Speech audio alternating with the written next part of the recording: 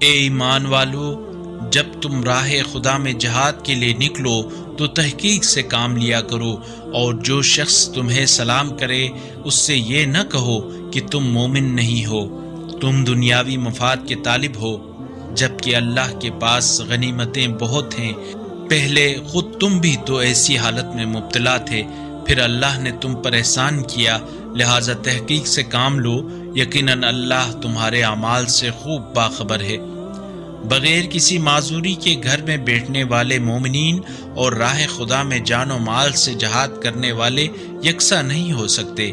اللہ نے بیٹھے رہنے والوں کے مقابلے میں جان و مال سے جہاد کرنے والوں کا درجہ زیادہ رکھا ہے۔